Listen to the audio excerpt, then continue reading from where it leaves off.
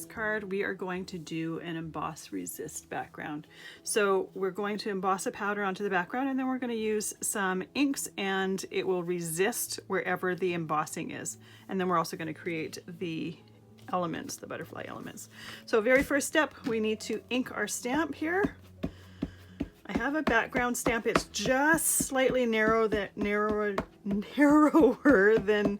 my card piece. The card piece is 4 1/4 by 5 1/2. It's bigger than what I need. It will be cut down, but by leaving it bigger, I give myself options. If by chance I don't necessarily stamp and emboss it straight, I can adjust that when I go to cut it down.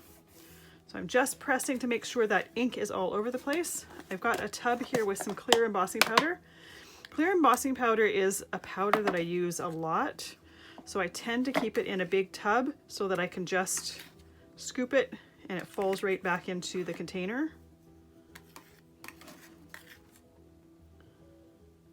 Just ends up being a little bit handier that way. You don't have to, you can keep it in the container that it comes in and then do it the way that I do typically the other type of embossing. Well, it's the same embossing, it's just I do it with a scrap paper underneath, but I just find this is a little bit more convenient. So you probably can't see the stamped image in the powder too well, but let's emboss it.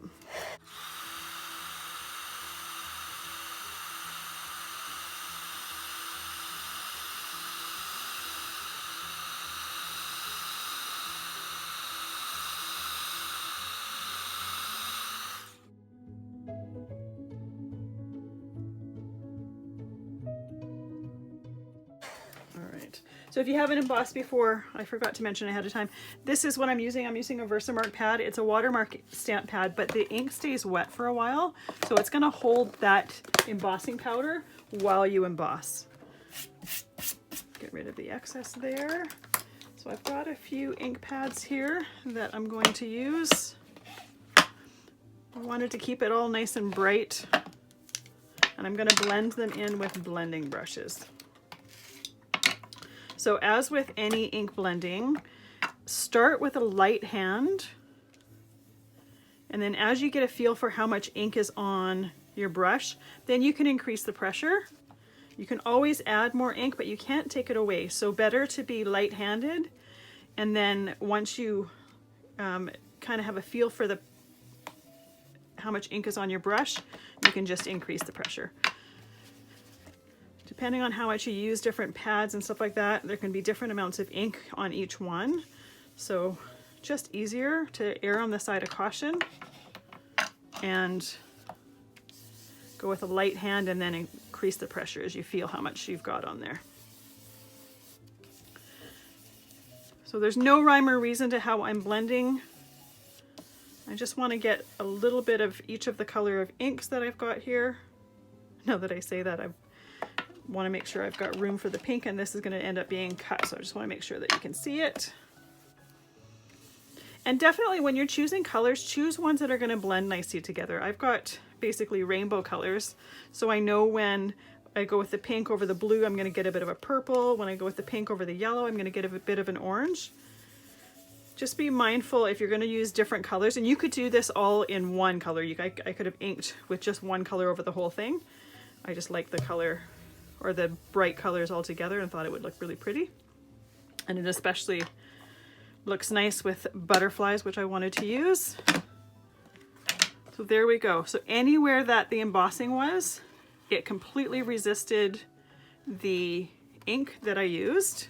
So now I'm going to take my trimmer, I'm going to trim that down to the size I want for the card.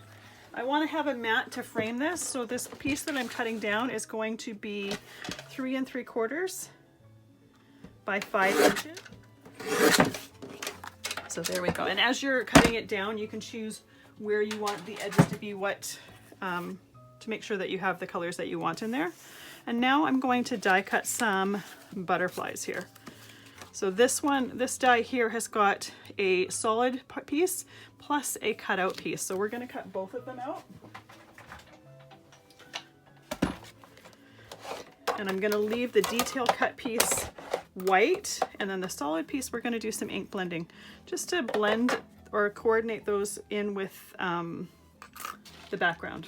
I just have a piece of cardstock from the last time I die cut it, so I want to take that out there.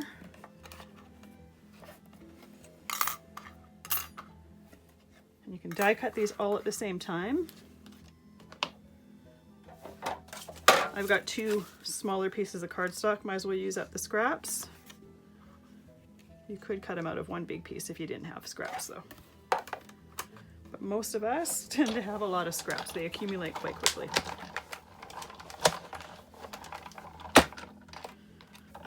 All right. So the solid ones are all cut. They don't necessarily need a second pass through the machine, but I find the detailed ones sometimes do. So I'm gonna take this outline here for the outside part. I'm just gonna turn them on my machine. And I'm gonna run them through again, just because I can see some spots where there's not 100% cut through. And when you have a die cutting machine, often there's different pressures in different areas. So it's a good idea to move them and die cut them again. So that is cut now. Our solid ones just pop right out of the die. They're super easy to get out.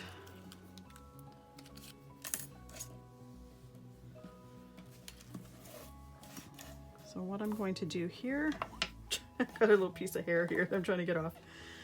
I'm going to take my pink and yellow for this one. I'm going to do the yellow in the center. Now I didn't clean my mat off, but keep in mind when you're blending things off the edges, you're getting some color on your mat. So even if you can't see it, sometimes it can pick it up. So if you're concerned about that, definitely clean off your mat between the different stages of this card, just so you don't accidentally pick up a color that you don't necessarily want on that specific area. So that is done.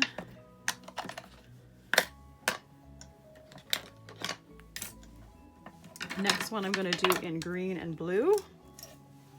There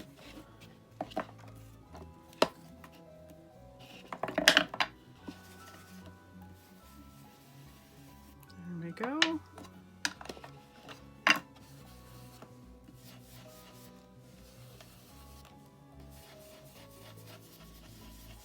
And once again, start with a light hand, increase the pressure as you're getting used to how much is going on your paper. Always better safe than sorry. Oh, that one goes there. And then to get these guys out of the die, I like to use, it's called a Spellbinder's Tool-in-One. It's got a little brush. There's a couple different companies that make this. I leave my die cut in the die and I use my brush and it takes a lot of those little pieces out. There may still be a couple that are left in your die cut, but it's the easiest way to get most of them out to start with. And it makes it so much easier. That one is done. And what I'll often do when I'm crafting by myself, I'll do this right over top of the garbage can. So then I don't have to worry about cleaning my surface up. And that one, they all came out. All right, so move those dies to the side, get this off here. And the last step to these butterflies is I'm going to glue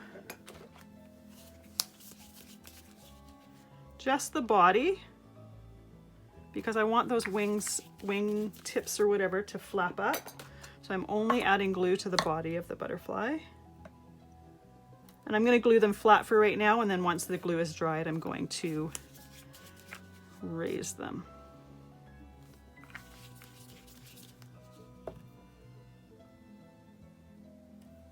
So there we go. So I'm going to let that dry. We're going to start assembling our card. So I've got my mat here. I chose blue. You can choose whatever color you want to tie in with your background.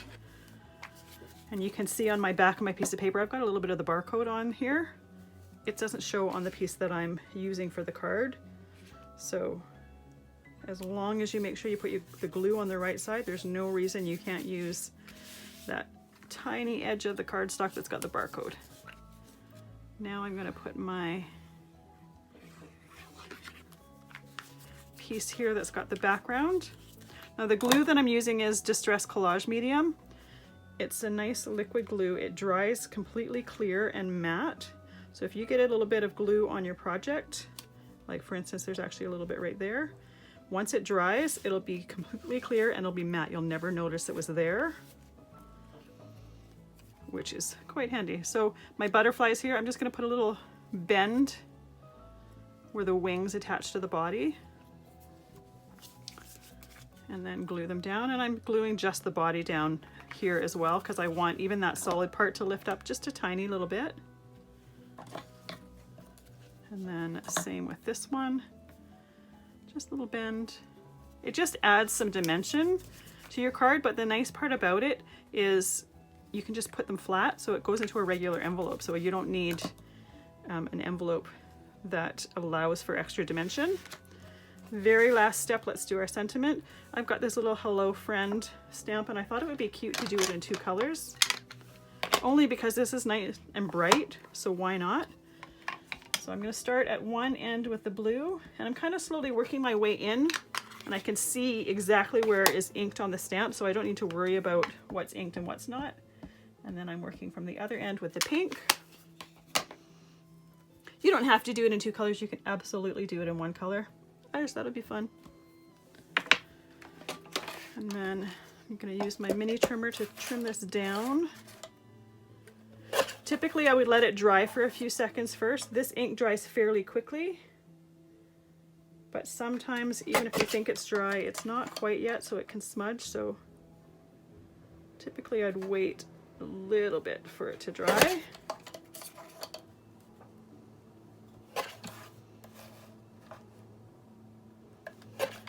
There we go. Now leaving the trimmer here because I'm going to glue this to a yellow mat just to frame it a little bit. You could put it like this, but I just kind of thought a mat around it framed it a little bit nicely.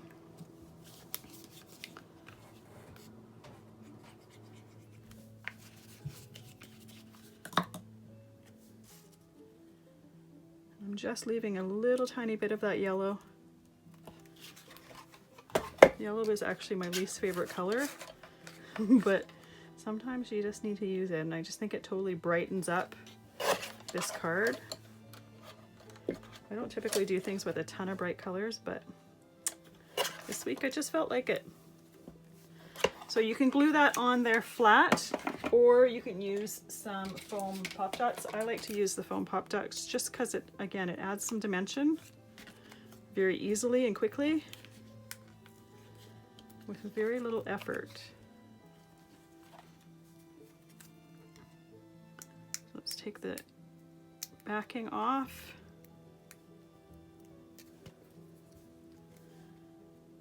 And then glue it right onto our card. So there we go. Very cute Emboss Resist technique.